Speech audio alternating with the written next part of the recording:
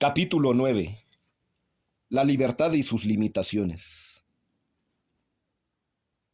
1. Esencia de la libertad. La libertad humana se puede definir como autodeterminación axiológica. Esto significa que una persona libre se convierte, por ese mismo hecho, en el verdadero autor de su conducta, pues él mismo la determina en función de los valores que ha asimilado.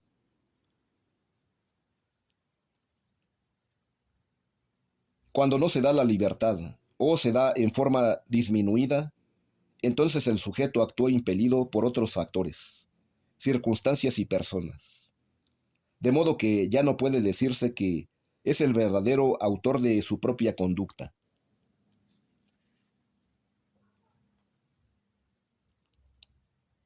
De acuerdo con esta definición, podemos asentar que la condición previa de la libertad en un individuo es la captación y la asimilación de valores.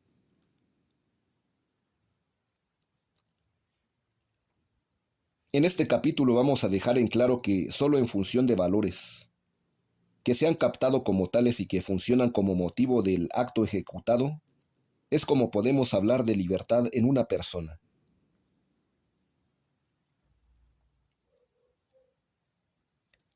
En la medida en que un individuo amplía su horizonte axiológico, podría ampliar paralelamente el campo de su propia libertad.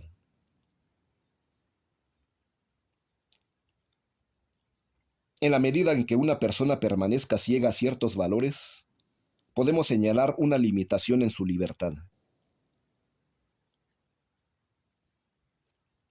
Así pues, una persona que actúa libremente puede señalar con claridad cuál es el motivo de su acción, lo cual es el valor que lo movió a actuar.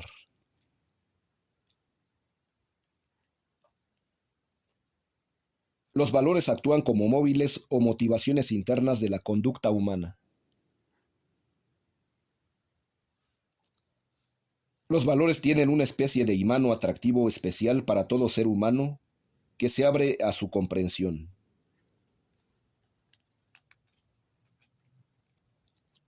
Estamos hablando, por supuesto, de valores asimilados y comprendidos como tales, no de valores impuestos por la fuerza.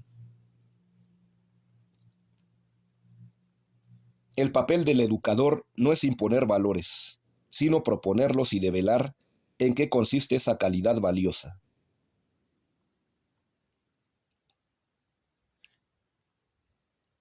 Con frecuencia la libertad humana ha sido mal interpretada. Para algunas personas la libertad consiste en la capacidad de hacer lo que se le pegue la gana, o la arbitrariedad, o la ausencia de las responsabilidades, o la acumulación de poder, etc. En realidad, la libertad humana, para ser correctamente entendida, tiene que ir paralela en el sentido axiológico y el sentido de responsabilidad.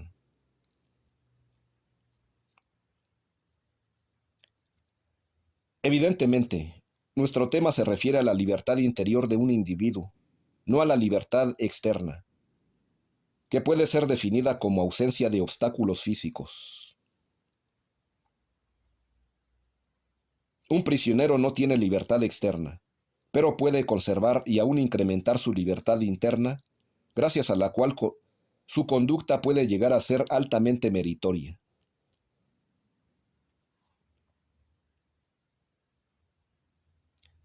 La postura que niega la libertad humana es el determinismo.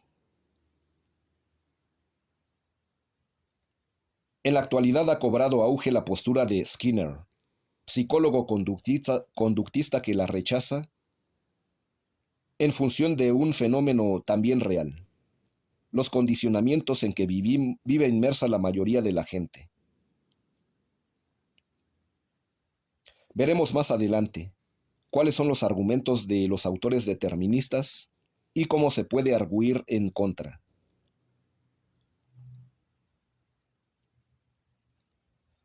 Uno de los aspectos más importantes en la vida de una persona es su proceso de liberación. La libertad puede incrementarse o disminuirse a lo largo de la vida. Los principales factores que limitan la libertad del hombre son los condicionamientos, el superyo, las manipulaciones ajenas, las emociones sofocantes y las ataduras de una filosofía pesimista. Estudiaremos más adelante los efectos de estos obstáculos de la libertad humana.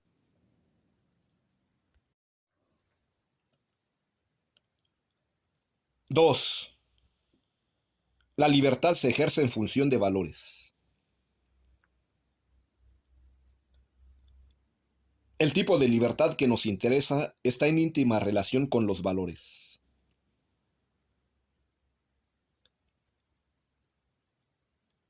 En este capítulo estudiaremos algunas relaciones entre libertad y el terreno axiológico.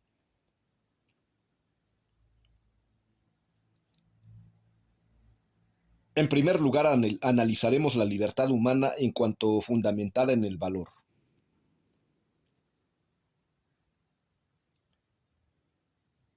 Si no se da una previa captación de algún valor, no hay propiamente libertad.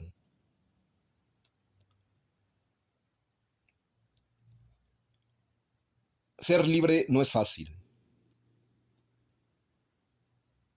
pero la libertad, igual que el amor, ha sufrido un proceso de degradación que es necesario detectar.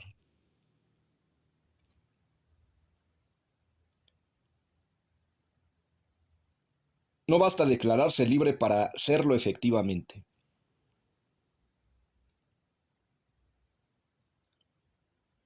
La libertad que ahora estamos explicando requiere una condición que no siempre se cumple, a saber, la captación, el aprecio y el convencimiento acerca de uno o varios valores.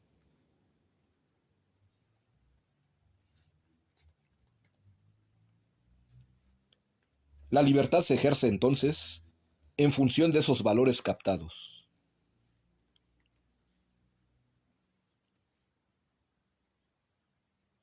El hombre elige realizar algún valor o rechazarlo.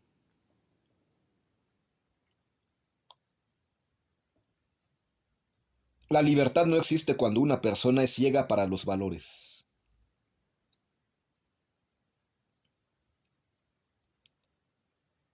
Actuar libremente significa inclinarse, adoptar y realizar un valor, o rechazarlo.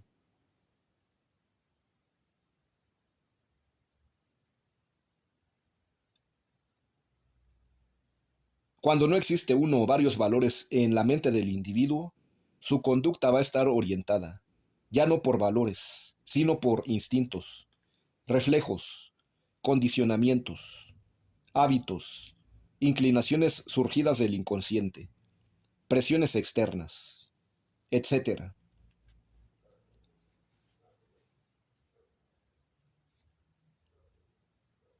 Ya estudiaremos más adelante qué sucede con la moralidad de un individuo afectado por estos factores mencionados.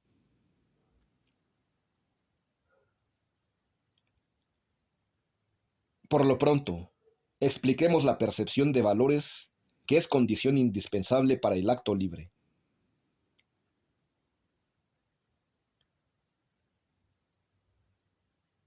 3. Dos modos de percibir los valores.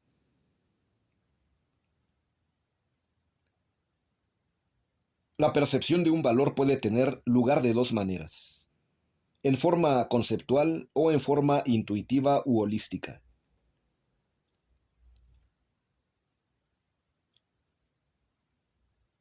La Verstand y la Vernunft son las dos funciones cognoscitivas, ya descritas anteriormente, que se ejercen con respecto al valor.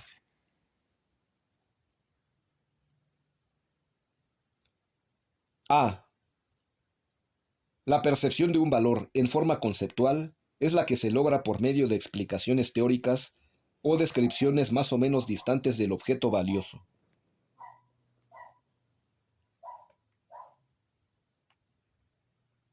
Por ejemplo, si explicamos el valor de una sinfonía o de un hecho heroico, Lo más probable es que nuestro entendimiento capte ese valor en forma conceptual y general.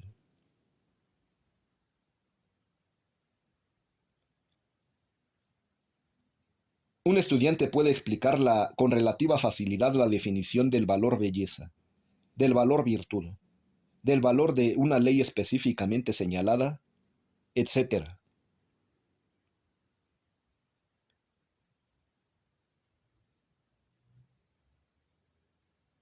La ventaja de este conocimiento del valor es la objetividad, la universalidad y el carácter científico que pueda adoptar.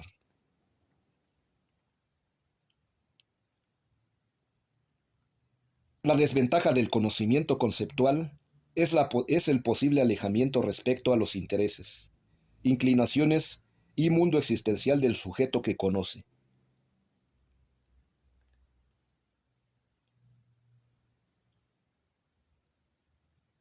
Estos valores así conocidos corren el riesgo de no ser tratados en serio, de no ser apreciados como tales.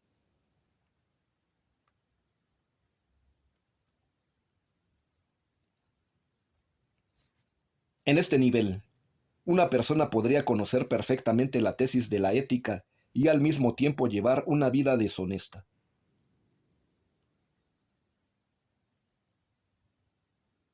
B. La percepción de un valor en forma intuitiva es la que se logra por medio de una vivencia en la cual se capta, se aprecia y se adopta ese valor como tal, dentro del mundo personal del sujeto cognoscente.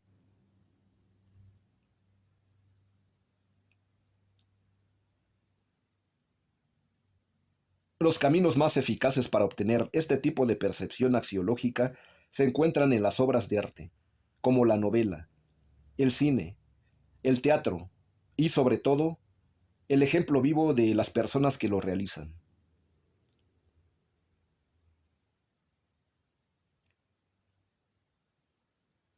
El caso más importante es el de los padres que educan a sus hijos con su propio modo de ser.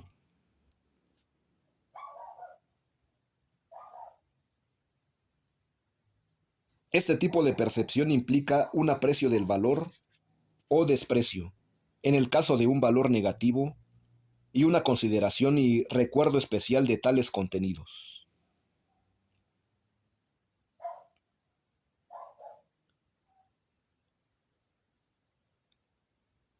La desventaja reside en que dicho valor no siempre se puede describir ni tampoco tiene garantías de universalidad y de objetividad.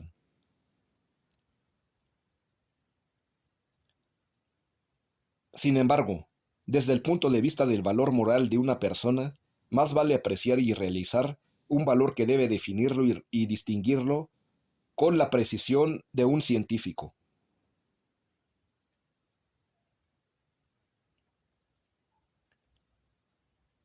Pongámonos en el caso de una persona concreta que posee en su mente varios valores percibidos en forma intuitiva.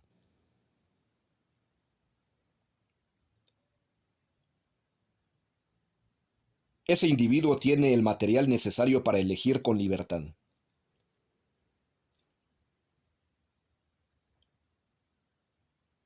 Los valores así percibidos y, por lo tanto, involucrados en la persona, atraen al sujeto, mas no lo atrapan ni lo atan necesariamente.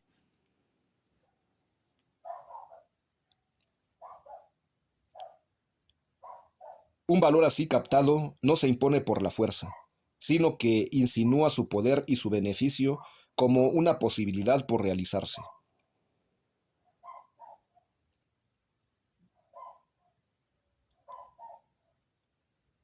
De paso, podemos señalar el error de algunos padres y educadores que intentan imponer sus propios valores por medio de la fuerza, la coerción, el miedo y el castigo.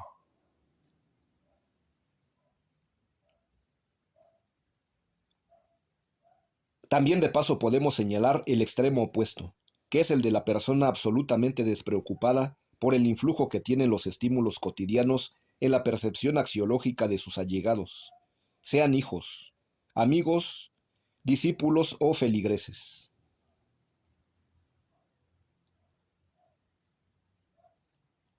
En mi Psicología, capítulo 5, Describo la evaluación y la valorización.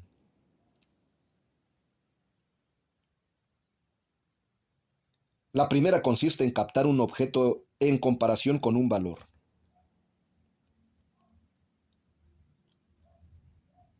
La segunda consiste en penetrar holísticamente en un valor. Se trata, pues, de dos procesos paralelos a los que ahora estamos explicando.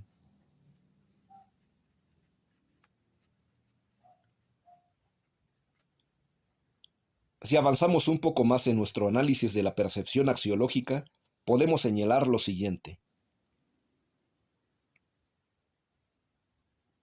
A. Los valores que influyen en la gente generalmente han sido captados en situaciones concretas ante un hecho singular, vital, gracias al cual es recordado con facilidad.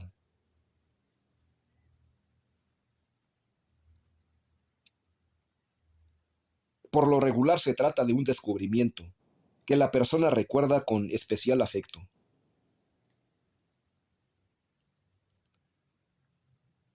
Así es como se descubre el valor de una sinfonía, el valor de la justicia, el valor de la carrera de ingeniería, el valor de la persona X o el valor de un libro.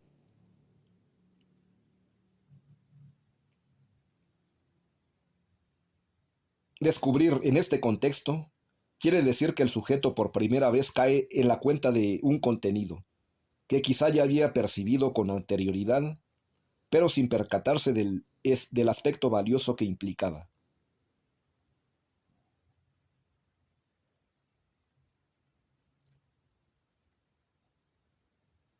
Esto es semejante al acto de develar o quitar velos que ya Platón había explicado cuando define la verdad como aletheia o develamiento.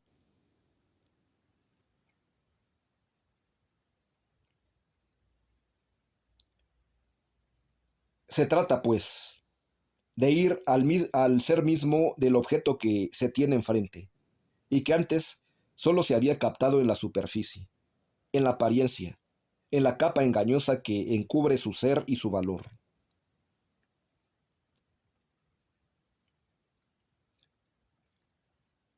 Esto nos explica por qué tratamos en forma diferente a un individuo cuya comunicación empieza a ser más personal e íntima.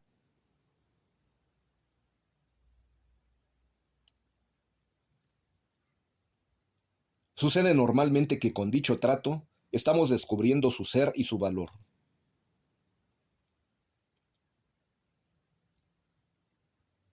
Ante ese descubrimiento, ya no es tan fácil la manipulación, la objetivación y el trato mecanizado o estereotipado que solemos dar al individuo anónimo.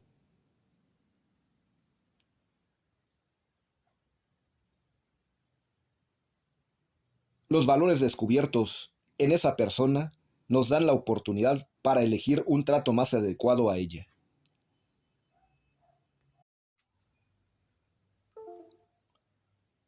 El niño o el adulto, en su caso, que aún no ha percibido una cierta zona o estrato de valores, por ejemplo, estéticos, mantiene un comportamiento más o menos alejado de dichos valores.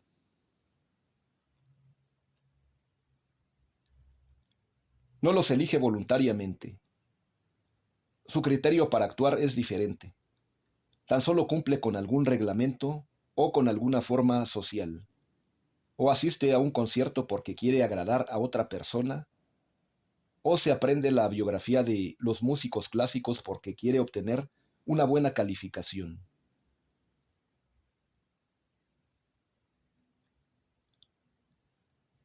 Nada cuando descubre el valor de dicho concierto o el valor de dichas biografías, entonces puede elegir libremente oír el concierto o leer las biografías, independientemente de las presiones, premios o castigos a que se encuentra sometido.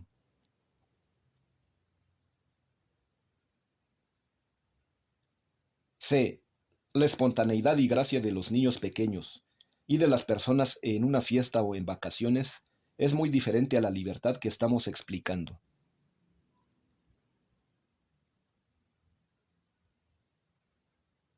La raíz de estas conductas está en los instintos o en los estímulos sensibles recibidos en ese momento.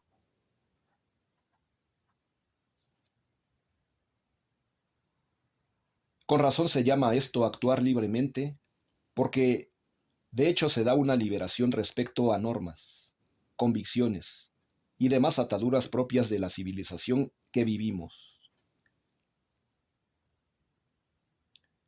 Sin embargo, esta libertad todavía no es la libertad axiológica que nos interesa como condición de la conducta valiosa moralmente. No podemos hablar de méritos morales en el niño que se mueve con espontaneidad.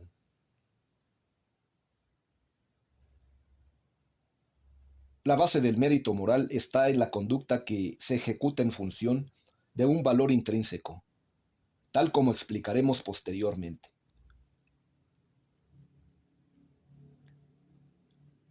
La libertad del niño se puede denominar libertad de espontaneidad, para distinguirla de la libertad axiológica, que es la que nos interesa por ahora.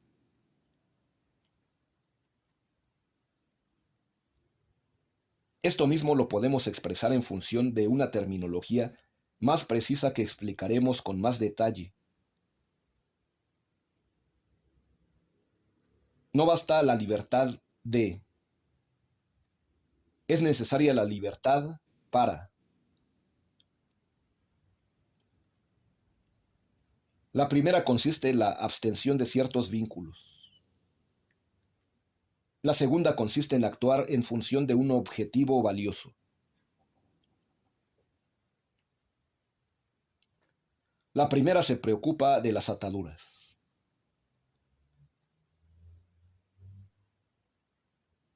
La segunda se preocupa de las metas. Las dos son necesarias y pueden influir una en la otra.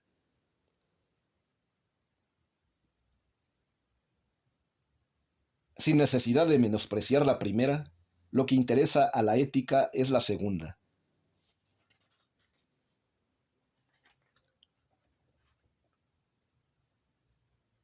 D. Ahora conviene aclarar que el conocimiento intuitivo de los valores solo es una condición para el mérito moral. No es una causa ni tampoco un determinante.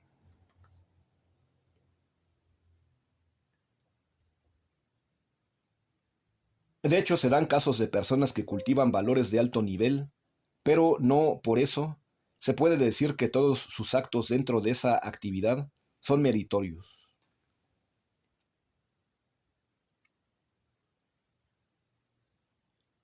Un individuo puede conocer el valor de una ciencia y elegirlos para sí mismo, pero en un momento posterior podría claudicar respecto a esos valores y elegir en contra de ellos.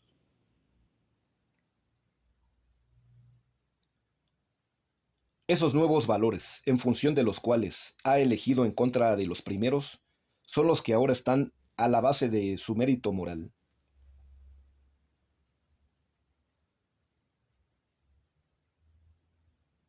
Ese mérito dependerá de la calidad de valores que ha hecho que han funcionado como motivación de su conducta.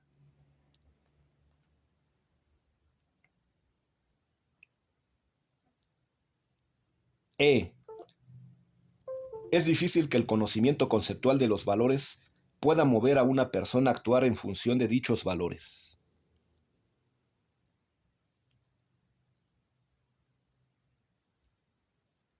El conocimiento conceptual tiene un efecto objetivante que coloca a lo conocido en un plano diferente al del sujeto.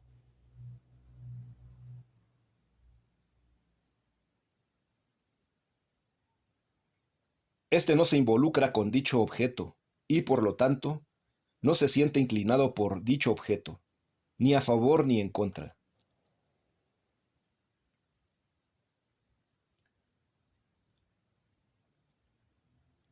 Sin embargo, pueden coexistir los dos tipos de conocimiento en una misma persona respecto al mismo objeto.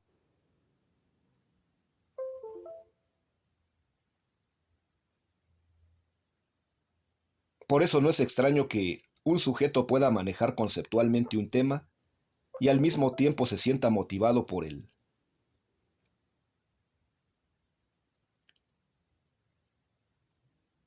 Un científico y un artista pueden hacer captado intuitivamente el valor de su área y al mismo tiempo pueden manejarlo en forma conceptual.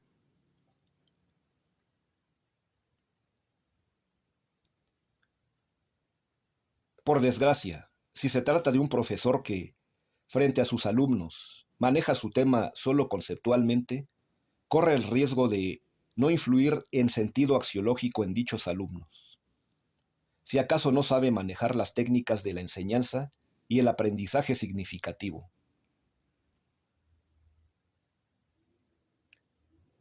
Véase mi libro Introducción a la didáctica, capítulo 2. ¿En qué consiste el aprendizaje significativo y cuáles son las técnicas para promoverlo y para evaluarlo?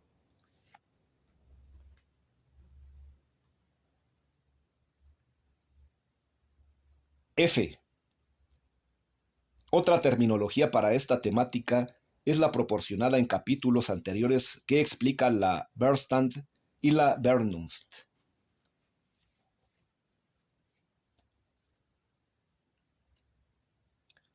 La enseñanza de los valores por medio de la Verstand produce un conocimiento conceptual, frío y falto de fuerza motivadora.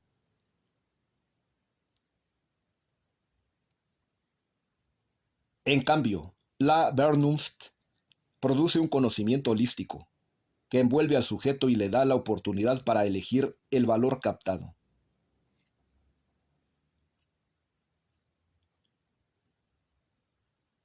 G. En resumen,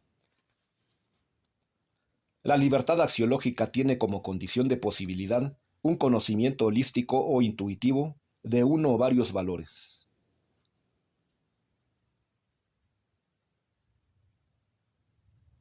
Sin este tipo de conocimiento, muy diferente al conocimiento conceptual, no es posible que se dé la libertad que nos lleva al valor moral.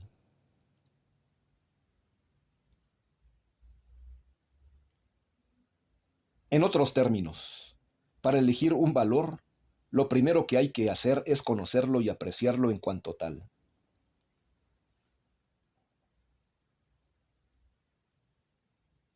Cuatro.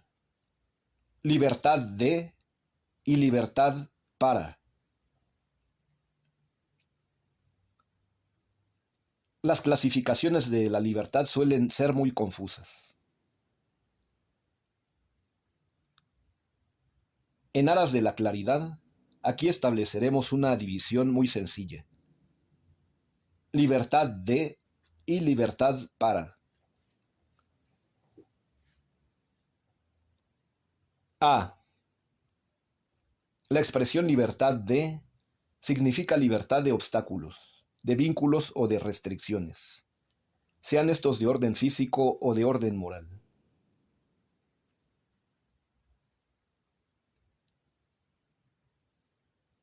Por lo tanto, podemos distinguir dos tipos de libertad de en el orden físico o externo y en el orden psíquico, que es el moral o interno.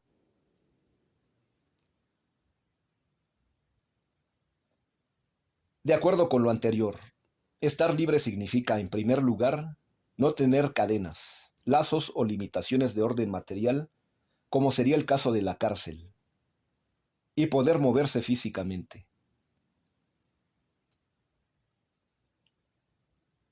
Esta es, pues, la libertad física o externa.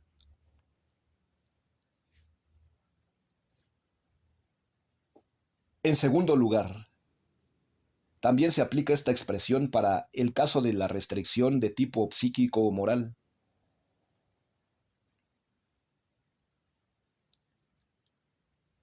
Las leyes, los mandatos, las amenazas, etc., constituyen limitaciones en este orden psíquico y restringe la libertad de.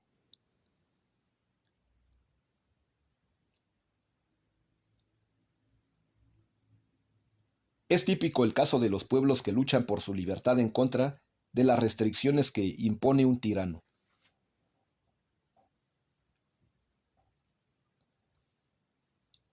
Lo que pretenden es obtener su libertad de imposiciones y leyes que consideran exageradas.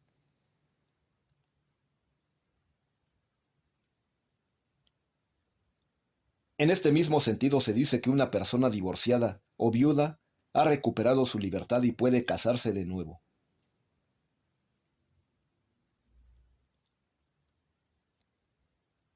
El vínculo que tenía con el cónyuge la restringía en la posibilidad de otro matrimonio.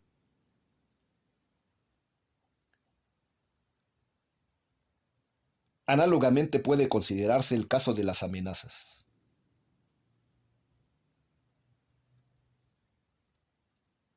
Estas suelen producir en la mente del amenazado una restricción dentro de las posibilidades de la conducta, y por eso se dice que pierde libertad.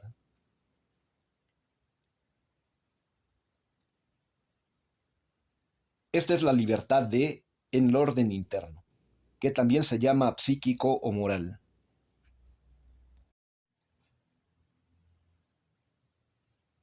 Lo que se opone a esta clase de libertad son los obstáculos, sean de orden físico o de orden psíquico.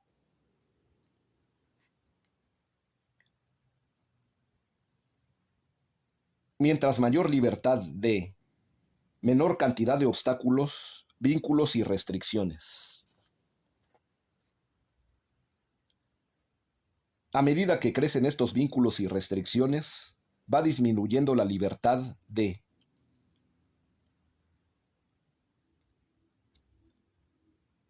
Es importante hacer notar que esta libertad puede disminuir en forma considerable sin menoscabo de la libertad para, tal como explicaremos más adelante.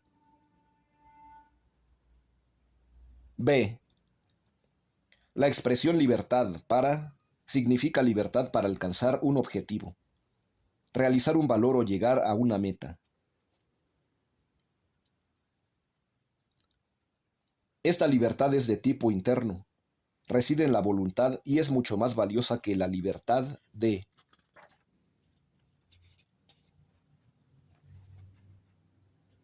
La libertad para es una potencialidad interna. Es una capacidad que puede fortalecerse o debilitarse por diversos procedimientos que luego analizaremos. Coincide con la libertad axiológica que, como ya hemos explicado, como se advierte, el tipo de libertad que interesa primordialmente en ética es la libertad para, puesto que se trata de la facultad para elegir, decidir y autodeterminarse en función de un valor previamente percibido como tal.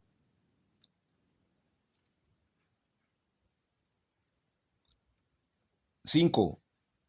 Relación entre los dos tipos de libertad. Si analizamos la combinación de la libertad de y la libertad para en un mismo individuo, podemos observar lo siguiente.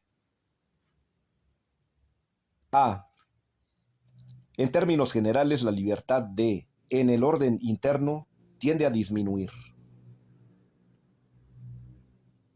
Es decir, una persona tiene cada vez un mayor número de compromisos y un mayor número de leyes y obligaciones que pesan sobre él.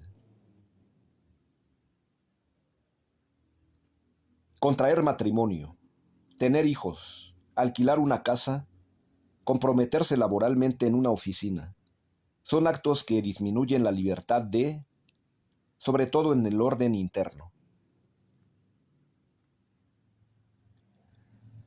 Por eso decimos que un casado pierde libertad. Los hijos quitan libertad. Las obligaciones de un contrato disminuyen la libertad. El compromiso en el trabajo también produce un decremento en la libertad. Estamos mencionando, pues, una serie de restricciones que el hombre suele adquirir a lo largo de su vida y que, por lo tanto, disminuyen su libertad.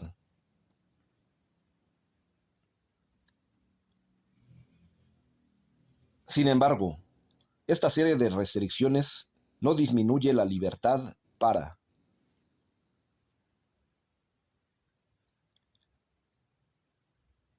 El mismo individuo que acaba de casarse conserva su libertad axiológica con la cual es capaz de cumplir con sus compromisos.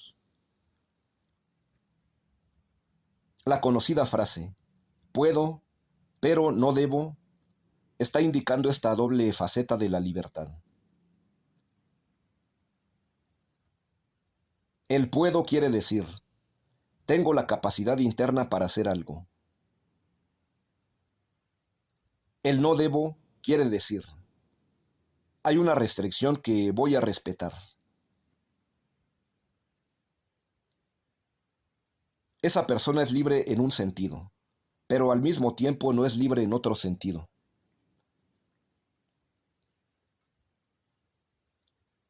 B. En cambio, a medida que madura y se desarrolla un individuo, su libertad que es la libertad axiológica, tiende a aumentar, es decir, a fortalecerse y a poseer un potencial cada vez más decidido, firme y seguro.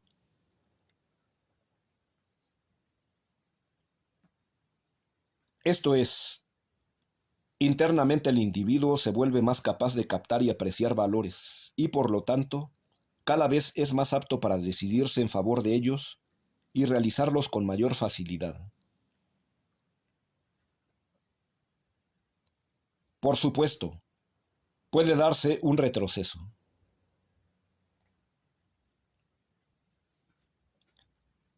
Es el caso del vicioso o del neurótico que cada vez pierde más facilidad para percibir valores auténticos. Cada vez se vuelve más defensivo, cerrado y apegado a estereotipos que le quitan espontaneidad y creatividad.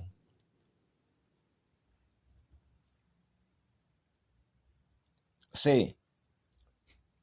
Un caso extremo es el de los prisioneros en los campos de concentración.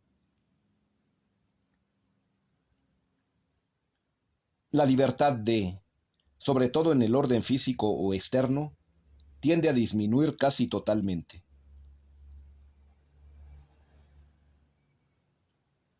Sin embargo, es factible que la libertad interna, que es la libertad se conserve e inclusive se fortalezca en función de un ideal, de tal manera que ese individuo mantenga su energía disponible para soportar el sufrimiento y luche para salir de esa prisión.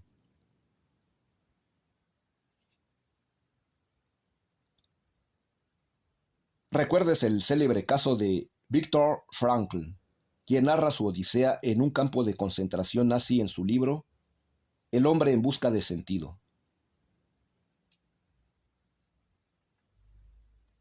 D.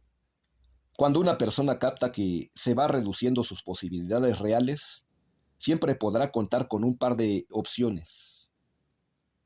Decir sí o no ante el único camino que se le está ofreciendo.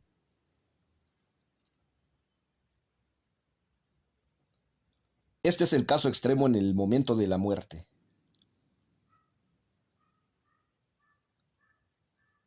Aceptar dignamente la propia muerte es la última oportunidad que tiene el individuo para manifestar su libertad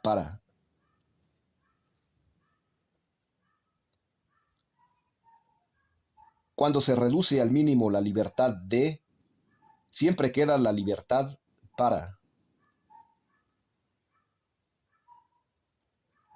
En resumen, la libertad puede ser libertad y libertad para. La primera se subdivide en libertad externa y libertad interna.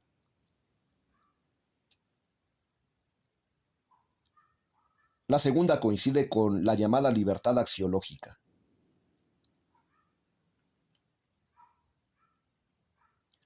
Tiende a decrecer la libertad pero lo importante es el fortalecimiento de la libertad para.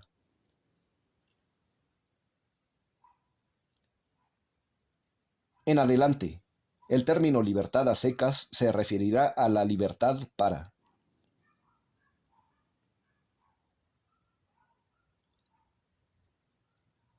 ¡6! La libertad humana es limitada. La libertad humana no es absoluta. Existen varios obstáculos que disminuyen y a veces nulifican la libertad de la conducta humana.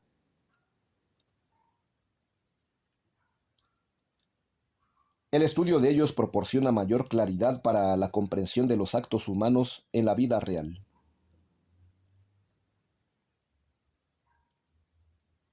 En la medida en que falta libertad, el acto humano pierde su calidad de humano y llega a convertirse en un simple acto del hombre.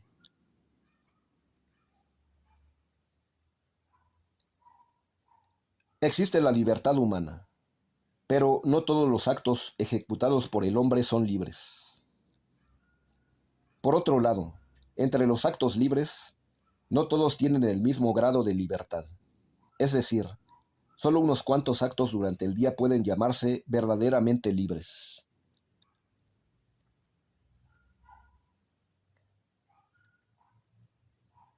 La gran mayoría es producto del automatismo, y solo en algunos momentos realizamos una auténtica autodeterminación.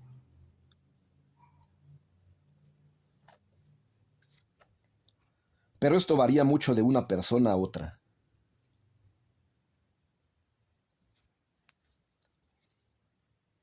El extremo inferior es el de los que apenas emergen al mundo de la conciencia en ocasiones especiales y luego se sumergen de nuevo en la modorra del ensueño, la fantasía, el proyecto fácil, la envidia y el resentimiento, mientras, externamente, todo movimiento se encarga a una especie de piloto automático que los lleva al trabajo, a su casa, a la diversión, a la conversación con el amigo. Termina el día y la corriente ordinaria de la vida ha arrastrado consigo a un bulto llamado hombre.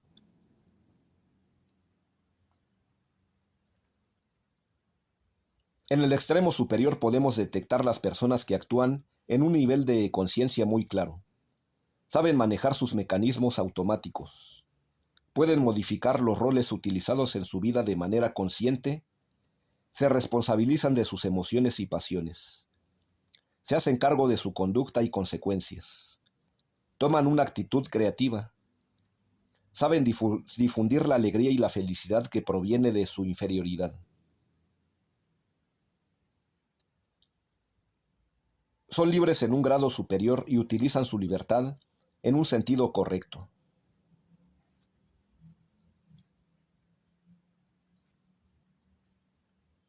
La libertad del hombre no es ilimitada, pero puede conquistarse e incrementarse a partir del nivel de desarrollo y madurez propio de cada uno.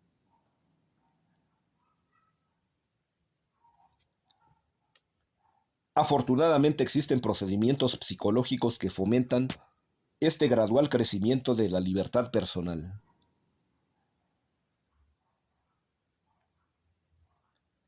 La clave de la eficacia de estos métodos consiste en que no niegan la necesidad de los automatismos y de los roles de la vida de cada uno, sino que deslindan con toda claridad la situación del sujeto y el papel adyacente de los roles y los automatismos que normalmente afectan a los diversos estratos del ser humano.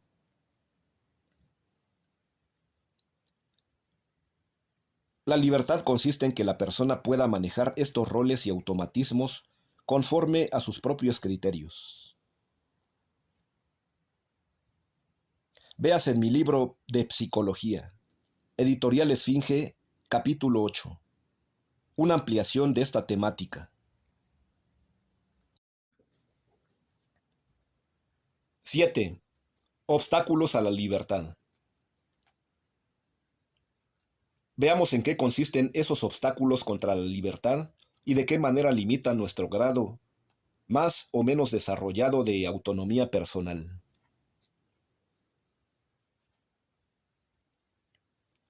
Estudiaremos en primer lugar el caso de la ignorancia, en segundo lugar el caso del miedo, en tercer lugar la cólera y otras emociones y pasiones, en cuarto lugar la violencia física y psíquica, y por fin, en quinto lugar, el caso de los desajustes psíquicos, sobre todo la neurosis.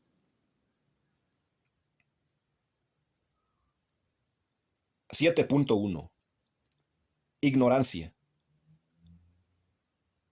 consiste en la ausencia de conocimientos.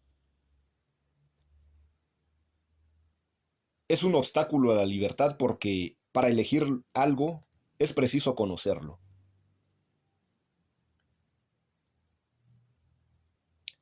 Ya hemos dicho que el mejor consejo consiste en abrir horizontes, ilustrar acerca de nuevas posibilidades. Muchos fracasos en las carreras profesionales se deben a una colección incorrecta de ella por ignorar otras especialidades que estarían más de acuerdo con las cualidades del sujeto. Asimismo, el matrimonio al vapor, sin previo conocimiento de los novios, no presta ninguna garantía en la calidad de la elección.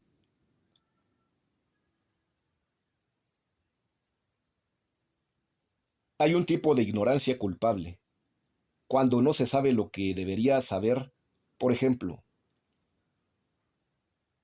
el médico que, en el momento preciso y por falta de estudio, no sabe diagnosticar y recetar una enfermedad corriente.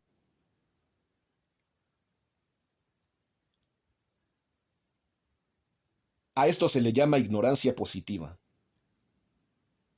En cambio, la negativa no es culpable. Consiste en no saber lo que no sería necesario saber.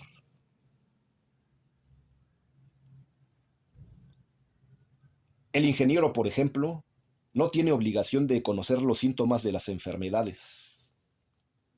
Es ignorancia, pero ignorancia negativa, no culpable.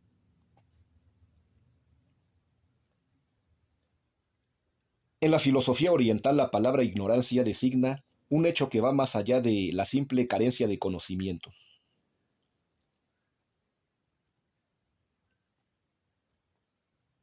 La ignorancia, dentro de este tipo de pensamiento, consiste en caer en la ilusión de lo que ellos llaman maya, que se puede traducir como creer a pie juntillas en lo que nos parece indicar el sentido común, como por ejemplo, la solidez de los cuerpos, la separatividad de las personas, la primacía del conocimiento sensible y del conocimiento conceptual, sin considerar los hallazgos propios del conocimiento holístico.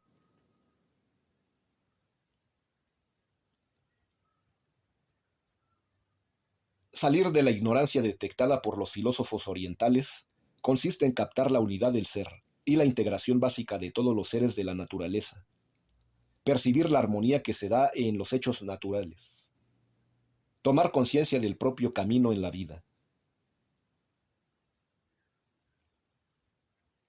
Esto se conecta con el tema de la libertad, puesto que la orientación general que se elige en la vida depende de la propia cosmovisión.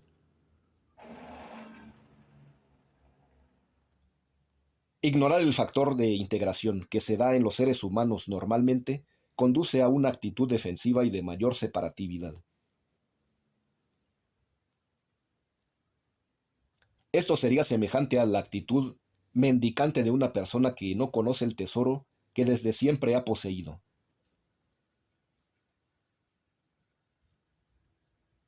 7.2. Miedo. El miedo consiste en una perturbación emocional producida por la amenaza de un peligro inminente.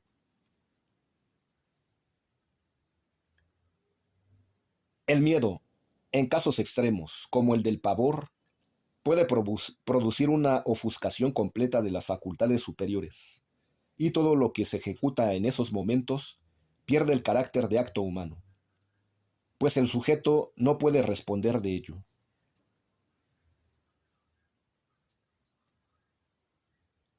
En ciertos casos es urgente saber resistir a los impulsos característicos del miedo. Por ejemplo, un soldado en la trinchera necesita saber controlar su propia perturbación para no correr despavorido ante las balas que silban a su alrededor.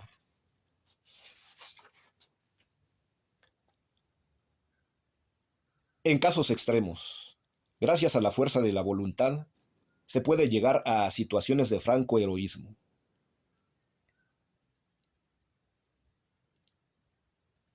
La valentía no consiste en no tener miedo, sino en saber controlarse a pesar de él.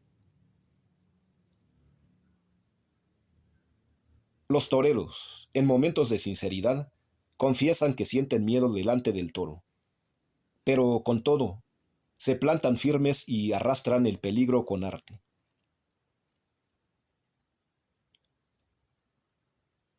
Los psicólogos han detectado un tipo especial de miedo que lleva el nombre de angustia. Se caracteriza porque el objeto que la produce permanece desconocido para el mismo sujeto. En ciertos casos toma el nombre de ansiedad y se caracteriza por un especial estado de nerviosismo que impide o dificulta la concentración mental, el estudio y la reflexión. La angustia y la ansiedad se dan con frecuencia en algunos casos de desajuste psíquico, y los estudiaremos un poco más adelante.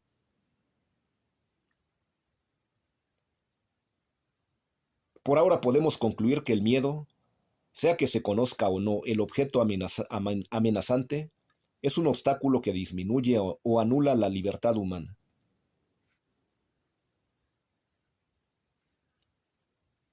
7.3. Cólera y otras pasiones.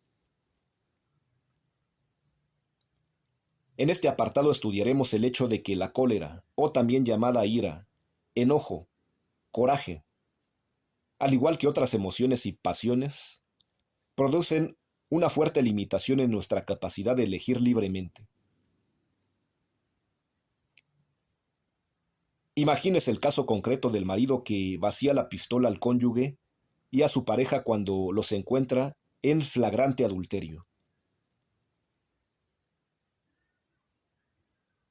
En general, las emociones como el odio, la tristeza, la alegría, los celos, la envidia y el enamoramiento son respuestas orgánicas, de adecuación o de inadecuación, de aceptación o de rechazo, por parte del sujeto cuando percibe un objeto afín o discordante.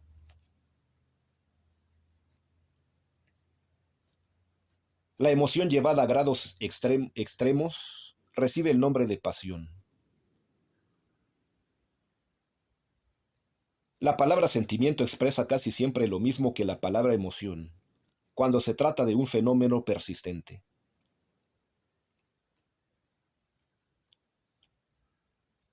En casos extremos las emociones arrastran por completo al hombre entero, que pierde todo control de sí mismo y realiza actos de los que fácilmente se arrepiente uno momentos después. Este es el caso frecuente de la cólera, los celos y el odio.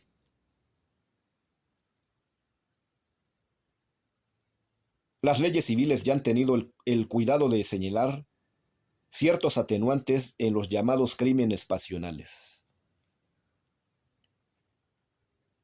Sin embargo, en la mayoría de los casos, el sujeto advertido por su propia experiencia acerca de la fuerza de las pasiones debería estar prevenido para controlarlas en el momento preciso.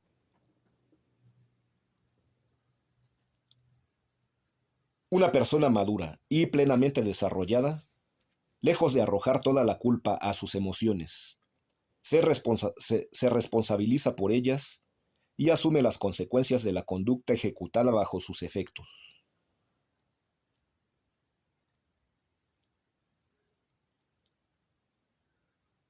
Al revés de lo que suele pensarse en los medios puritanos y estoicos, las emociones y las pasiones son buenas. Originalmente han surgido en el ser humano como una defensa ante la posibilidad de un peligro inminente. Lo único malo en todo caso sería la pasión desordenada, es decir, la que orienta al sujeto en un sentido radicalmente opuesto a la que ordena la recta razón, tema que será estudiado en el capítulo siguiente.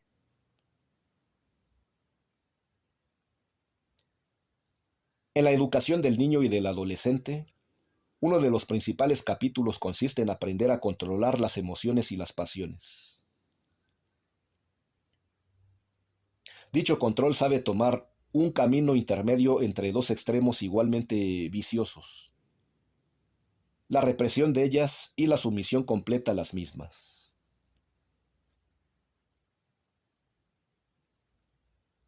De nuevo remito al lector a una ampliación de este tema en mi libro de psicología.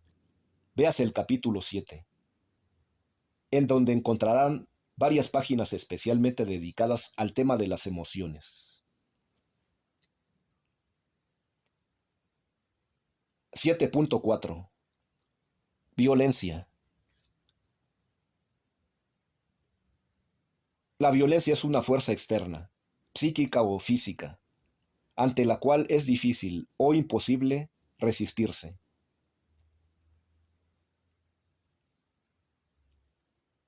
La violencia puede debilitar la libertad del sujeto hasta el grado de suprimir toda responsabilidad en lo que se refiere a la conducta realizada en esos momentos.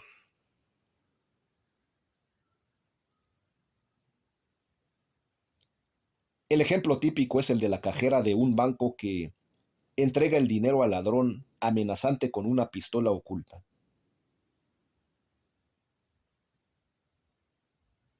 No por esto se convierte en cómplice del asaltante. La mujer violada por una pandilla es otro caso por demás execrable. Generalmente la violencia va acompañada de otros obstáculos a la libertad, como el miedo, la ignorancia y las pasiones. Solo en algunos casos, con suficiente preparación y precaución, es posible disminuir y hasta anular la fuerza de la violencia.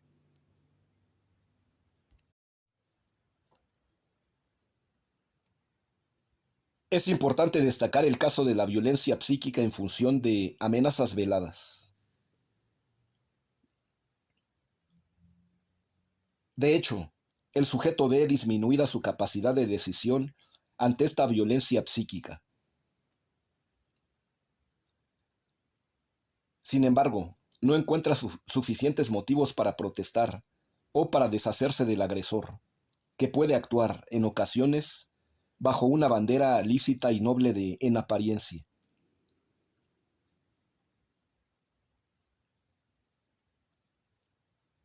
Me refiero a la violencia que puede ejercer el autoritarismo de un padre, un profesor o un jefe de oficina excesivamente exigente ante un grupo de personas, o la violencia que puede ejercer un marido ante su esposa en el terreno sexual, o la que ejerce el líder de una pandilla ante sus secuaces, o la de un político ante los miembros de su partido, o la actitud agresiva y chantajista que suelen asumir algunos jefes, directores o presidentes frente a los miembros de sus asociaciones.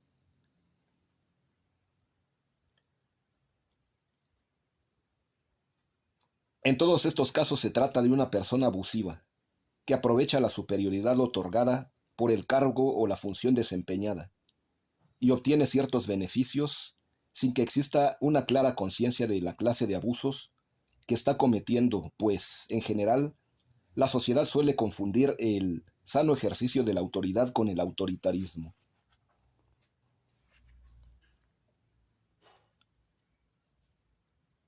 7.5.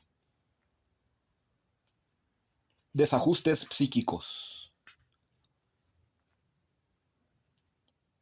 Los desajustes psíquicos, entre los cuales sobresale la neurosis, véase mi Psicología, capítulo 12, debilitan la libertad debido a que la persona se siente atada a ciertos patrones de conducta, a mecanismos de defensa, a lo que le dicta el autoconcepto o el superyo, o a las emociones exageradas, como la ansiedad y la angustia que ya hemos mencionado.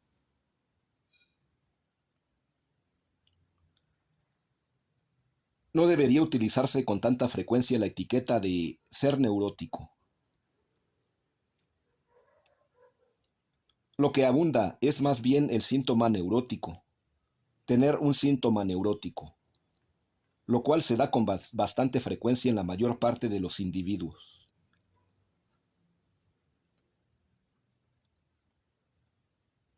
Evidentemente, la frecuencia y la causa de estos síntomas varía de persona a persona.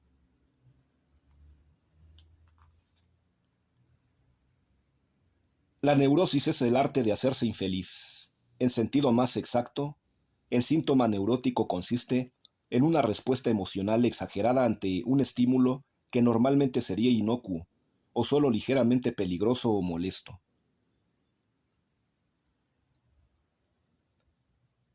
Algunos ejemplos típicos son la fobia a los elevadores, la ansiedad permanente sin motivo claro, la depresión, la obsesión, la histeria.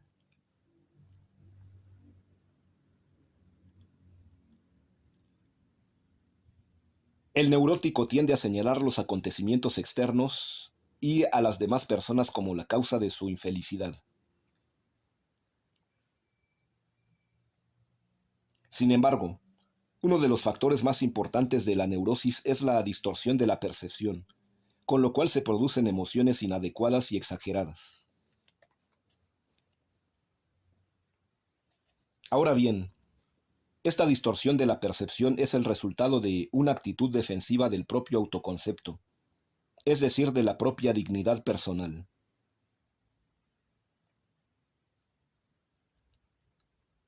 Todos los síntomas, que pueden ser agresivos, depresivos, obsesivos, ansiosos, del neurótico son la consecuencia de una creencia falsa. Mi dignidad y mi valor como persona están en peligro. El único modo de abandonar estos síntomas consiste en caer en la cuenta del valor de la propia persona y modificar el autoconcepto que exagera las cualidades positivas o negativas. Véase mi libro Psicología, capítulos 12 y 13.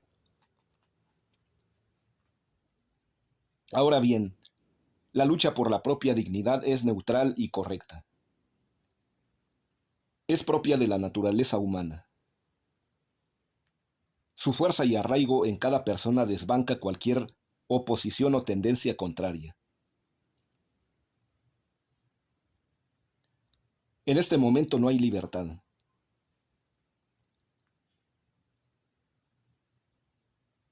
El sujeto se ve fuertemente impulsado a defender su propia dignidad.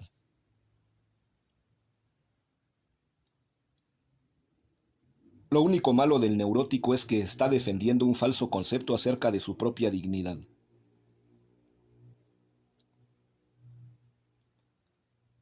Defiende contra viento y marea los papeles y funciones con los cuales se ha identificado. Defiende sus estatus, su idea, sus valores, sus títulos, su honor, su inteligencia, su belleza, su habilidad deportiva o comercial, porque falsamente cree que allí reside el núcleo de su dignidad.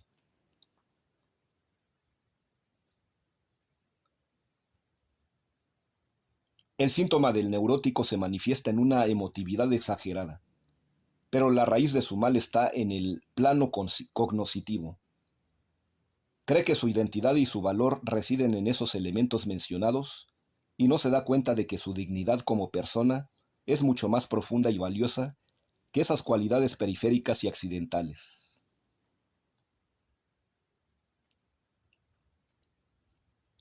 Con todo el valor que poseen estos elementos mencionados, de ninguna manera despreciables, nunca se comparan con el valor de la persona como tal. Véase mi introducción a la antropología filosófica. Editorial Esfinge, capítulo 1.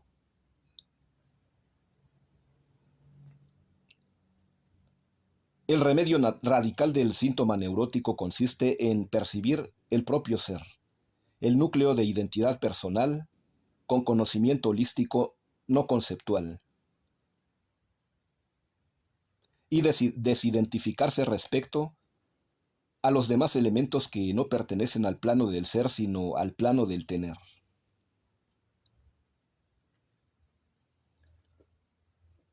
De lo contrario, El sujeto permanecerá condenado a defender sus tablitas de salvación, con el consiguiente sabor de frustración, peligro, ansiedad e infelicidad.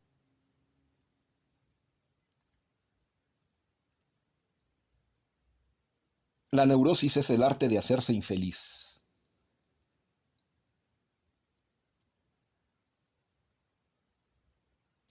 Por lo que respecta a nuestro tema de la libertad y sus limitaciones, ahora podemos obtener la siguiente conclusión.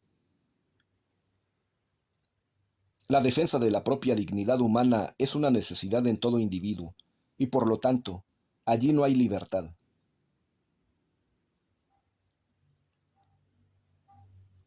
El error del neurótico consiste en identificar su dignidad con algo ajeno a ella.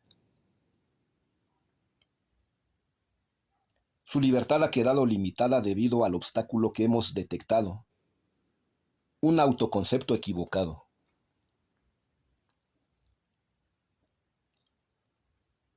De cualquier manera, el neurótico conserva su libertad y debido a esto, es posible el alivio y la recuperación de una conducta amable y valiosa.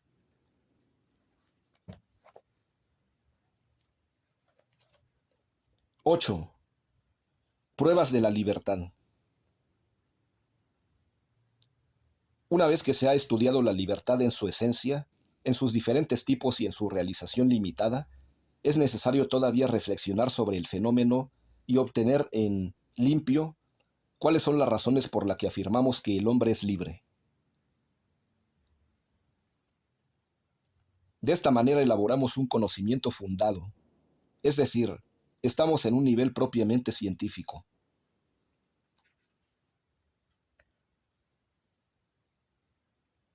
Estos argumentos serían útiles para poder enfrentarse a las teorías deterministas que revisaremos más adelante. A. Cada persona tiene conciencia de su propia libertad. En un momento cualquiera, puede verificar experimentalmente que en realidad posee, de un modo cierto y efectivo, la capacidad para dirigirse hacia un sentido o hacia otro, y que de hecho escoge uno de ellos por propia determinación.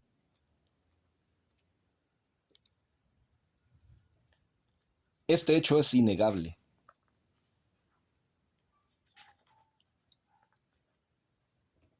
La persona que practica la meditación profunda, véase el capítulo 2, está en contacto con su núcleo de identidad personal, con su calidad de persona y desde esa perspectiva es capaz de percibir con toda claridad el poder interno de su yo.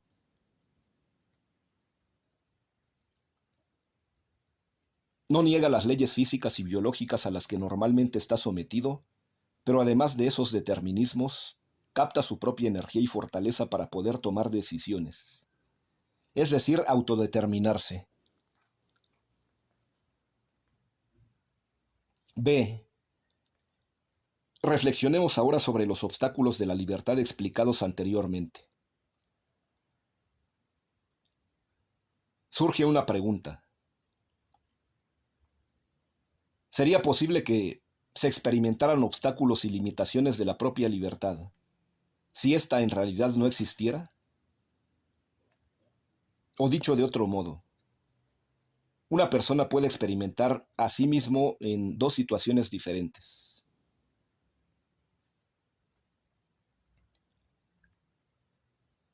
En la primera se capta con el poder de autodeterminarse, pero en la segunda se capta limitado por los obstáculos ya descritos. En el primer caso, experimenta un cierto poder de elección, y en el segundo no, pues se siente dominado, determinado, por fuerzas que en ese momento son invencibles. Pues bien, esa diferencia, ese poder que es innegable, constatable, que no es producto de ninguna teoría abstracta, es justamente lo que se llama libertad o poder de autodeterminación.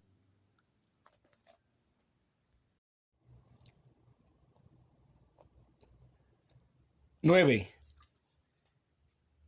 Teorías deterministas. Uno de los fenómenos más significativos en la historia de la filosofía es la negación de la libertad humana dentro de las teorías de algunos insignes pensadores, tales como Leibniz, Spinoza, Freud y Skinner.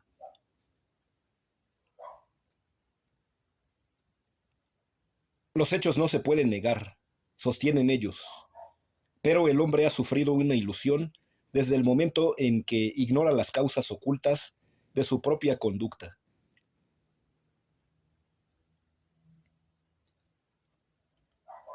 Ingenuamente se cree que elegimos libremente cuando no se tiene conciencia de las causas más profundas de nuestra conducta.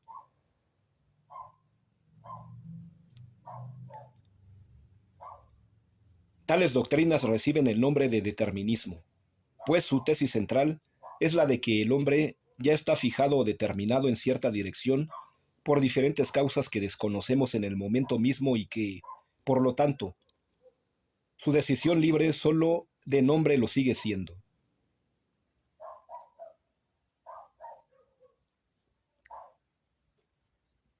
Aquí vamos a explicar de una manera muy breve las más representativas entre estas teorías, y enseguida añadiremos algunos comentarios críticos desde la perspectiva de una postura favorable a la libertad humana.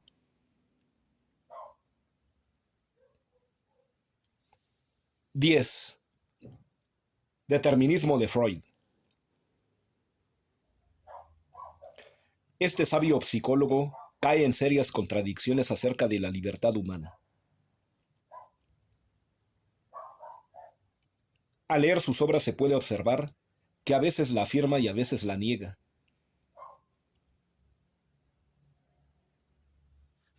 La afirma, por ejemplo, cuando explica que el psicoanálisis tiene entre sus funciones la de dar mayor libertad y responsabilidad al enfermo. En cambio, la niega expresamente en un discurso pronunciado ante una sociedad de médicos en donde sostiene que la libertad es una ilusión.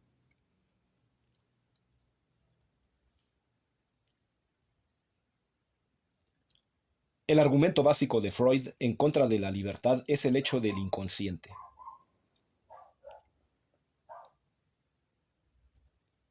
Las fuerzas del inconsciente actúan en cada momento, orientan la conducta del individuo sin que él se dé cuenta. Producen una serie de mecanismos en la conducta de la persona, y dado que él desconoce el origen de dichas pulsiones, asume el acto como originado por su propia voluntad.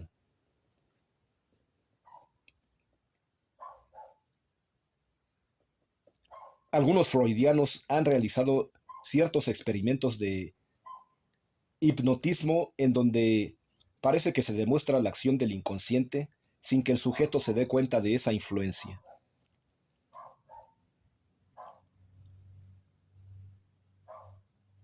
A nivel esquemático, dichos experimentos se pueden describir de esta manera. Un sujeto es sometido a la influencia de la hipnosis. Se le manda entonces una orden al inconsciente, como por ejemplo, salir de la sala en cuanto despierte.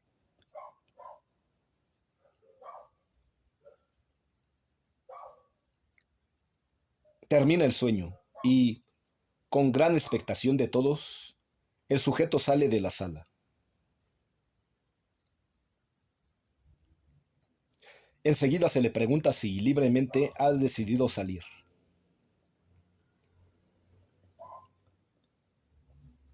El sujeto responde de manera afirmativa, por lo tanto, infiere, la libertad es una ilusión.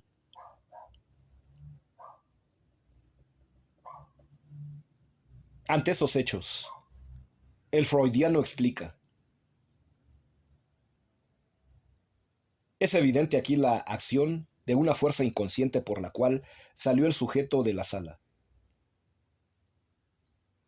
Y también es claro que, al no conocerla, nuestro personaje ha caído en la ilusión de creer que ha decidido libremente.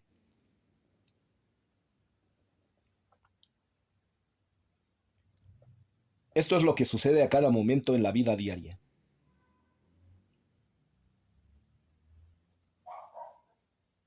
Veremos enseguida que, realizado el experimento con mayor detalle, la conclusión obtenida con anterioridad se viene abajo.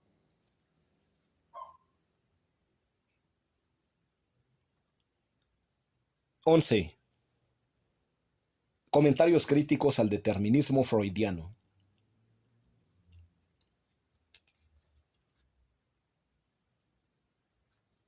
Afortunadamente, otros psicólogos profundizaron en estos experimentos sobre el hipnotismo y el inconsciente, y repitieron algunas pruebas con observaciones mucho más agudas y atinadas que refutaron las conclusiones obtenidas por los freudianos.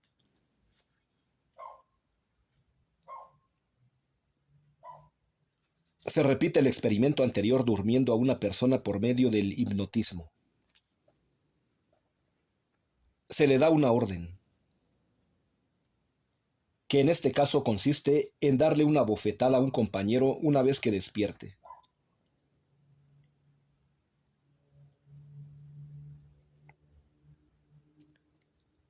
Se despierta al sujeto y se nota enseguida que éste vacila en sus movimientos.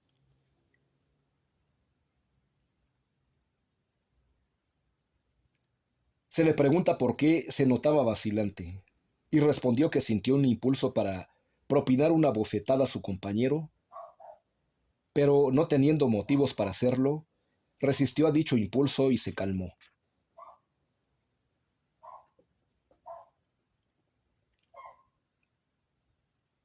La explicación no puede ser más clara y contundente. En efecto, hay fuerzas inconscientes, aun cuando no siempre están originadas por un acto de hipnotismo. Pero dichas fuerzas no son las únicas que actúan en un individuo.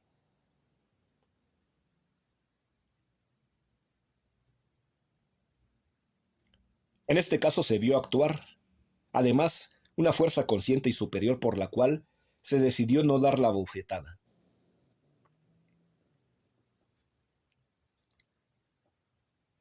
La conclusión es obvia. Existe esa potencialidad que llamamos libertad, autodeterminación en función de valores, sin que esto niegue la existencia de ciertas fuerzas inconscientes que pueden oponerse a ella.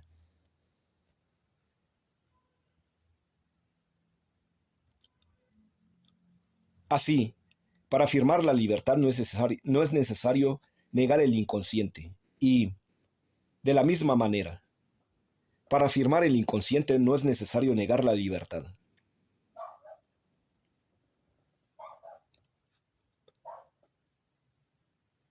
Considerar los dos tipos de fuerzas como excluyentes entre sí fue el principal error de los freudianos.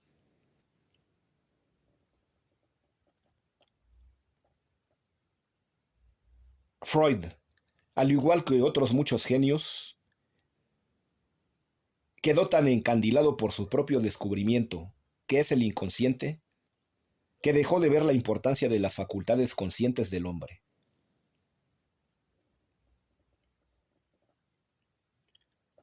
Y con esto podemos llegar a un conocimiento más preciso de la naturaleza de la libertad. Se trata de una cualidad que reside en la voluntad. Se ejerce de un modo consciente y racional. Es un autocontrol que, por lo mismo, supone algo que controlar. Y en este experimento hemos palpado esas fuerzas inconscientes que son objeto de control en el momento en que aflora a la conciencia.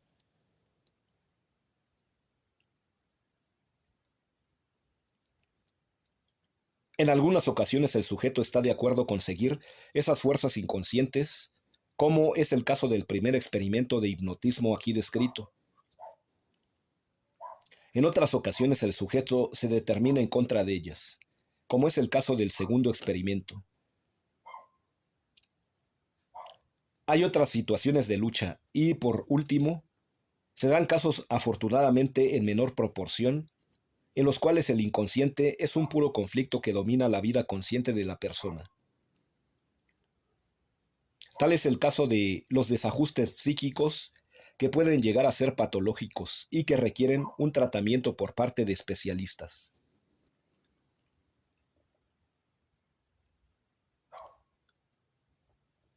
Sin embargo, estos casos anormales no dan la punta acerca de cómo funciona nuestro psiquismo.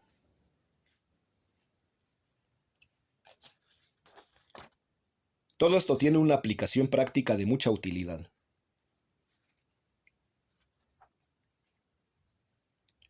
Hemos dicho que la libertad es susceptible de educación e incrementación.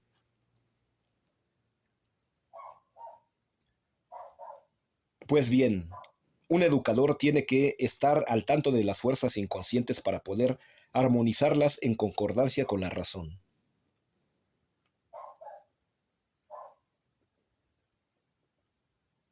Doce. Determinismo de Skinner. B. F. Skinner es uno de los psicólogos más famosos en la actualidad.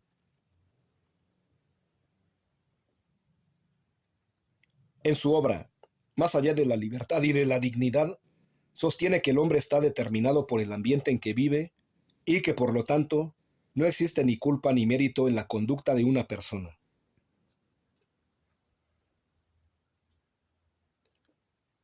El argumento básico de Skinner es la supuesta relación necesaria y científica que se ha establecido entre un estímulo externo y una respuesta también externa.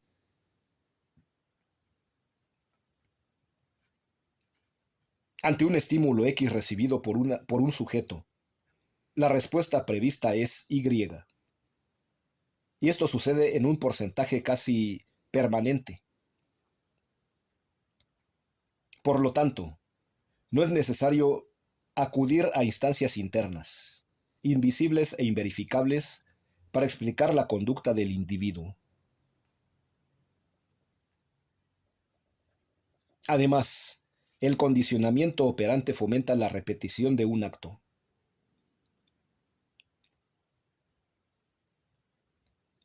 Dicho condicionamiento se explica de la siguiente manera.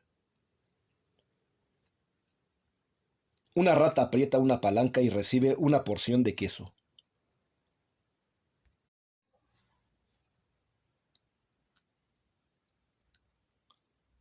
Esto la estimula para volver a apretar la palanca a un número indefinido de veces.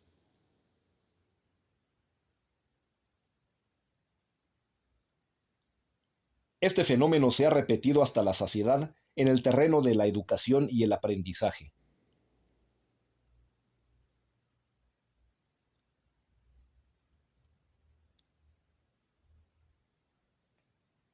Cuando se da un premio al niño que emite una buena respuesta, el niño queda motivado para seguir estudiando.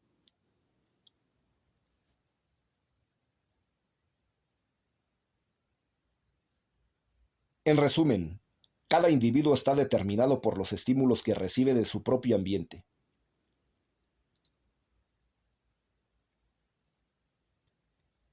Cada uno actúa conforme a los estímulos que recibe.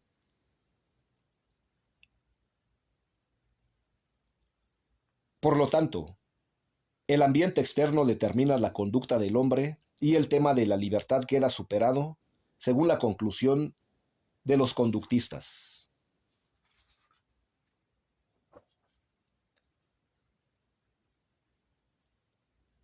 Trece. Comentarios críticos a la postura de Skinner. A. Entre los factores que influyen en la conducta de una persona, indudablemente uno de los más importantes es el estímulo inmediato que se recibe del exterior.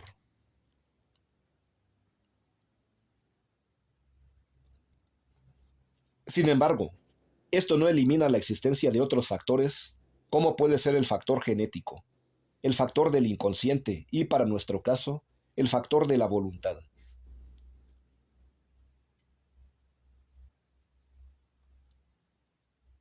La voluntad puede actuar en el mismo sentido del estímulo externo y por eso parecería que no existe la energía de la voluntad.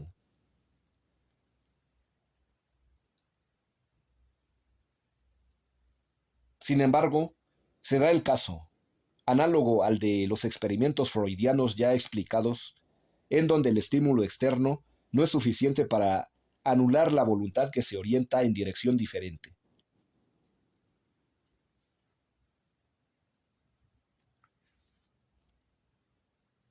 Es el caso de las personas que actúan honestamente, aun cuando podrían aprovecharse de un estímulo para cometer un fraude.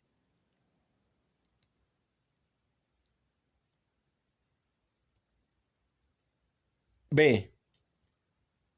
La existencia de la voluntad, de su energía y de su decisión autónoma es un hecho de la conciencia, tal como fue mostrado en el capítulo anterior.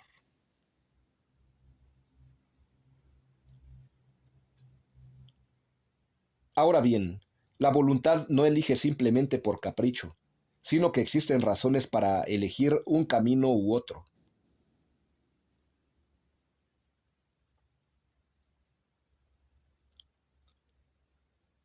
Esas razones pueden variar notablemente. Puede ser un valor de altísima calidad, o un estímulo del inconsciente, o un estímulo instintivo, o un premio o amenaza que se recibe desde el exterior.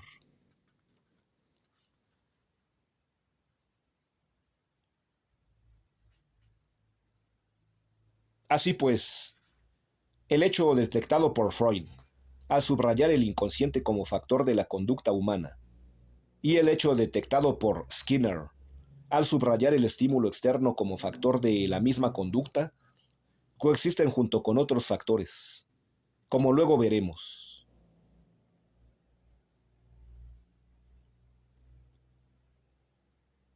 Quien da la respuesta final, cuando tiene oportunidad para revisar y sopesar esos factores, es la voluntad del individuo, que actúa como agente unificador, armonizador y decisorio.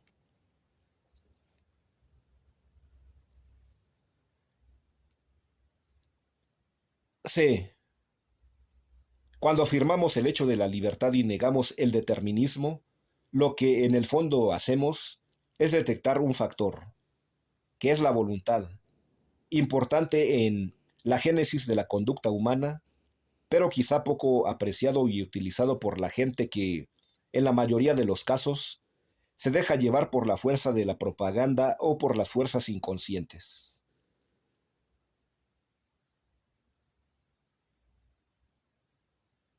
Así pues, la existencia de la voluntad que elige en función de valores asimilados es un hecho, pero no es una función completamente generalizada.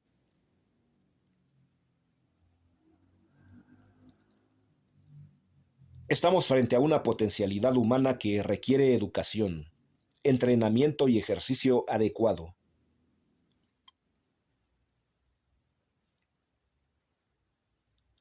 Debido a esto, es mucho más fácil detectar el comportamiento determinístico de las mayorías que actúan solo en función de estímulos externos.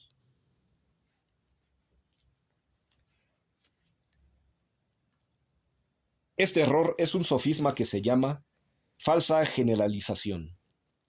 Veas el capítulo sobre la verdad. Muy frecuente en el terreno científico.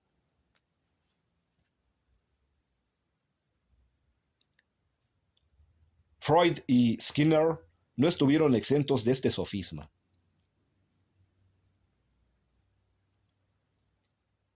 En el lenguaje popular mexicano se dice irse con la finta.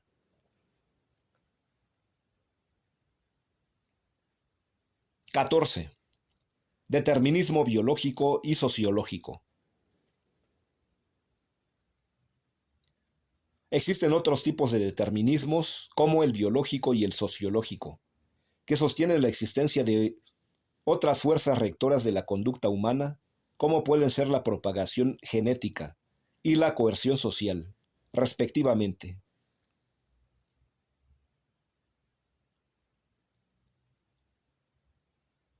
Por supuesto que el hombre está influido por todos estos factores, tal como hemos asentado en el caso de Freud y de Skinner.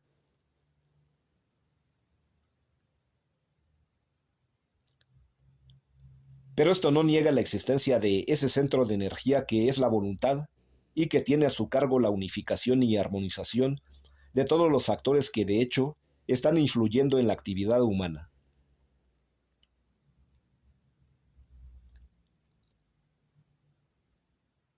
Aquí repetimos la conclusión anterior. La libertad coexiste con otros tipos de fuerzas que bullen en el hombre.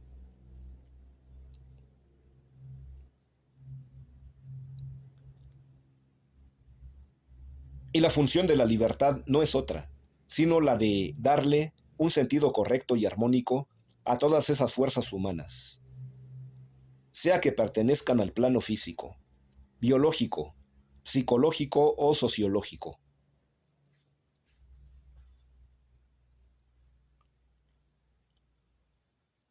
El hombre pertenece al mismo tiempo a varios estratos, y su mayor calidad en cuanto hombre consiste no en rechazar los estratos comunes a los demás seres, sino en integrarlos dentro de una unidad armoniosa y superior.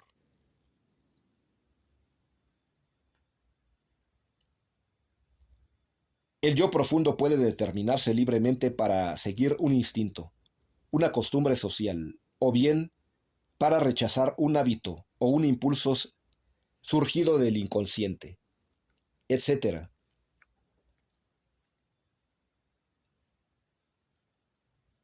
La libertad podría compararse con la acción del capitán del buque aprovechado por igual la fuerza del viento, la fuerza de la corriente del agua, los remos y el propio motor.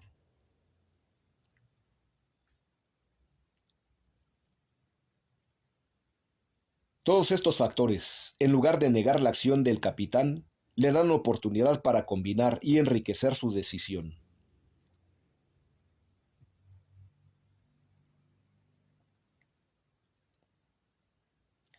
Se ha objetado que el conocimiento y el poder de Dios elimina la posibilidad de la libertad humana.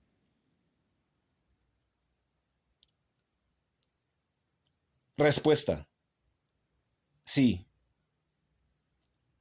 Dios es causa primera de todas las acciones ejecutadas por el hombre.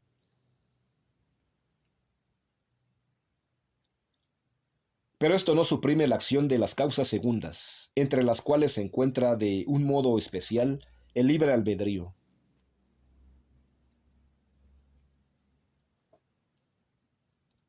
Esta es una solución análoga a la que dábamos más arriba, al aceptar la existencia de otras fuerzas en la conducta del hombre.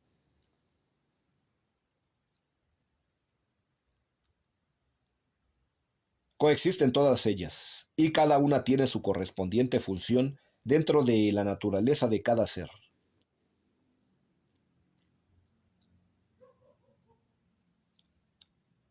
El papel de las causas segundas o instrumentales es fundamental.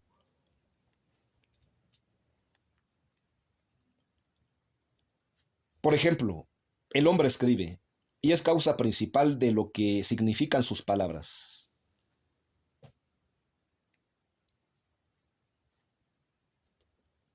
Pero esto no quita el poder a la causa instrumental, la de la pluma o la máquina utilizada, pues sin ellas no puede escribir.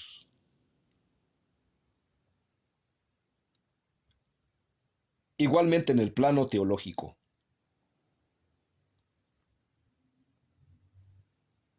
Dios es causa primera de todo cuanto acontece.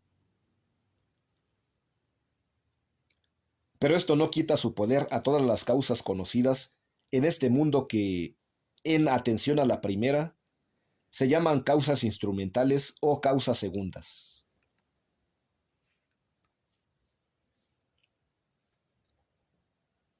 XV. Actos humanos. Hay que saber distinguir los actos humanos y los del hombre.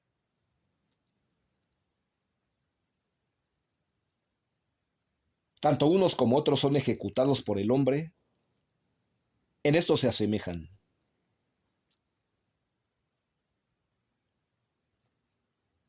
Pero los primeros son ejecutados consciente y libremente, es decir, en un nivel racional, a diferencia de los segundos, que carecen de conciencia o de libertad, o de ambas cosas.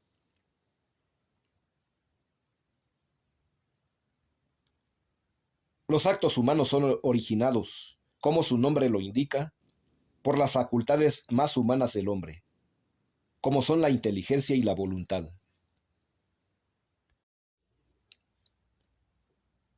Los actos del hombre, en cambio, Solo pertenecen al hombre porque él los ha ejecutado, pero no son propiamente humanos, porque su origen no está en el hombre en cuanto hombre, sino en las facultades que tienen en común otros seres vivientes. Por ejemplo, leer, escribir, trabajar, comer, etcétera, son actos humanos con tal de que se ejecuten de un modo consciente y voluntario.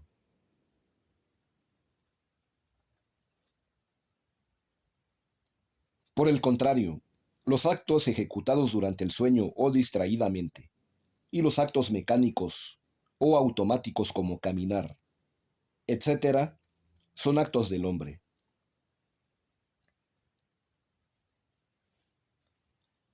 Hay que tener en cuenta que un mismo acto puede ser humano en circunstancias y del otro en otras circunstancias. Del hombre.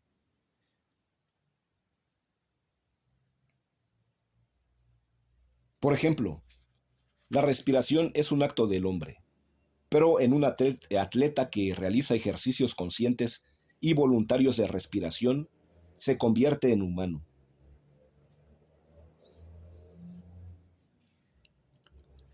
Esta distinción no nos ocuparía espacio en este libro, si no fuera porque influye notablemente en las valoraciones humanas.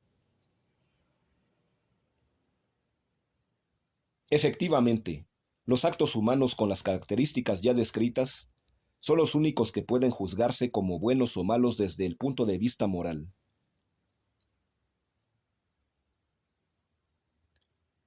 Los actos del hombre, tal como han sido descritos, carecen de valor moral, son amorales, aun cuando pudieran ser buenos o malos bajo otro aspecto, biológico o estético, por ejemplo.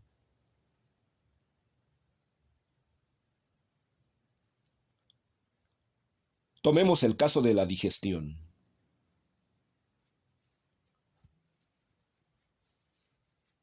En cuanto que no está dirigida en forma consciente y voluntaria, es un acto del hombre.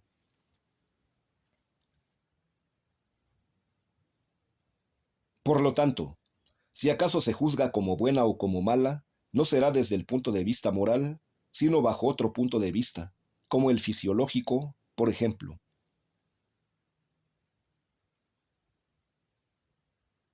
En cambio, el acto de trabajar, ejecutado consciente y voluntariamente, es un acto humano y, por tanto, implica un valor moral, cuya dignidad podrá captarse mejor en los capítulos que siguen.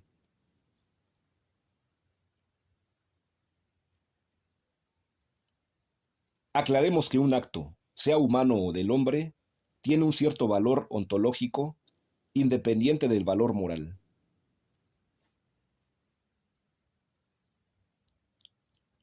El valor ontológico metafísico de la conducta humana se refiere al hecho real, a la existencia, a la objetividad del acto. En cambio, el valor moral depende de ciertas condiciones subjetivas y propias de la persona que ejecuta dicho acto, como la intención, la libertad, el grado de conciencia, etc. El valor moral se encuentra en los actos humanos, más no en los actos del hombre. En cambio, el valor ontológico se encuentra en las dos clases de actos.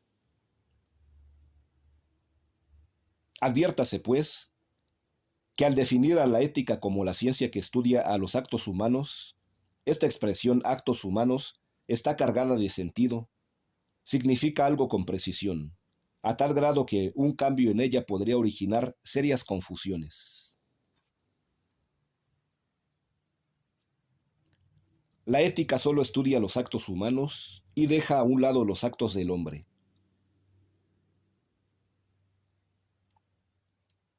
Vale la pena señalar cuál debería ser la primera pregunta que deberíamos formular cuando se trata de juzgar la moralidad de un acto. Esta pregunta es, ¿se trata de un acto propiamente humano o es un acto del hombre?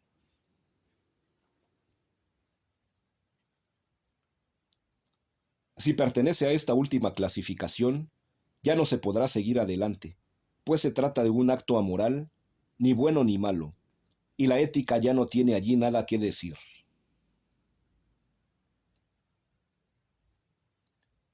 Cuando decimos que un acto humano contiene un valor moral, estamos implicando que este valor moral puede ser de signo positivo o de signo negativo.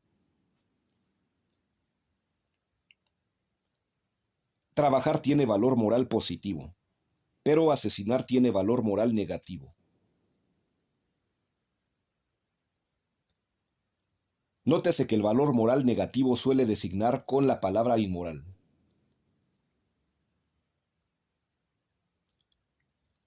En este libro evitaremos ese uso de la palabra pues, por su etimología, indica el desligamiento del valor moral.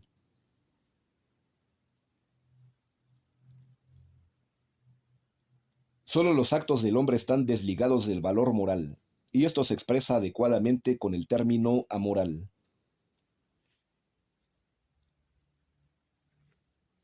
16.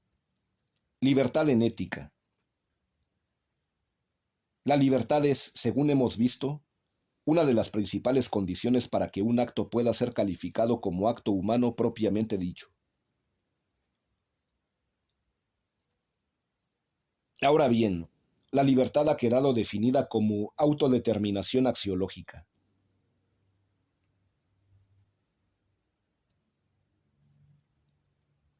Esto significa que los valores morales nada más son alcanzados cuando una persona ejecuta su conducta en pleno uso de sus facultades de conocimiento y de voluntad, es decir, cuando actúa plenamente como ser humano.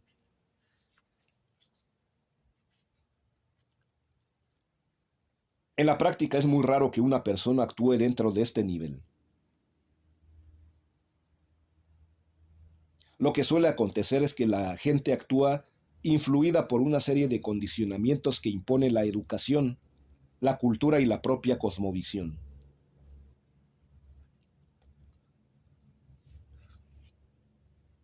La conducta usual de la gente está originada en mecanismos y programas asimilados previamente, de tal manera que es posible prever la mayor parte de los actos que supuestamente decide una persona.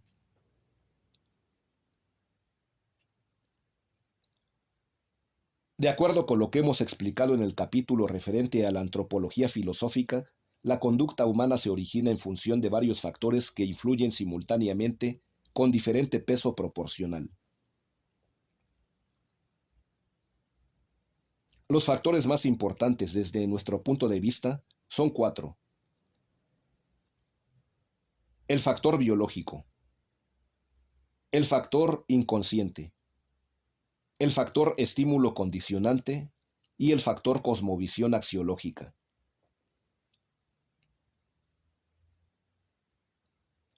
El factor biológico se palpa en la fisiología del individuo.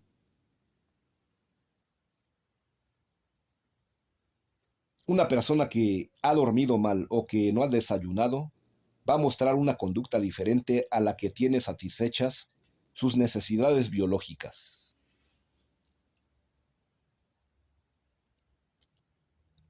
El factor del inconsciente reside principalmente en el superyo, que impone sus leyes sin que el sujeto se dé cuenta cabal de dicha imposición.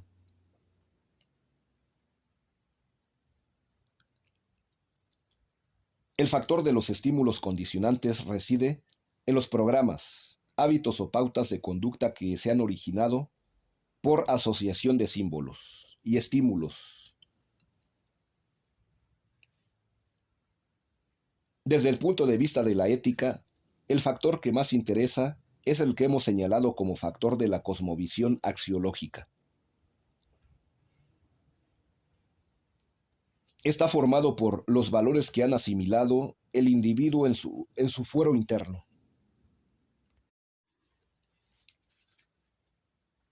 Es decir, está convencido de ellos, los aprecia y los capta como algo digno de ser realizado por su propia conducta.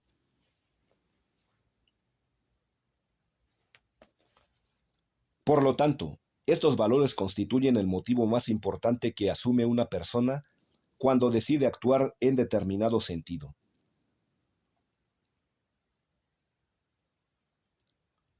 En este momento de decisión, el valor es incorporado en la estructura de su acto humano y da origen al incremento de valor moral de la persona al ejecutar el susodicho acto.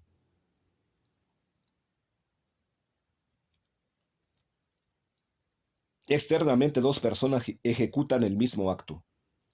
Estudiar para un examen.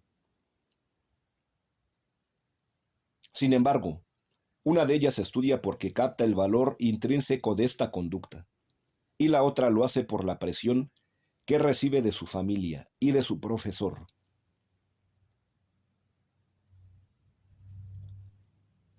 El valor moral de la primera persona es superior al de la segunda.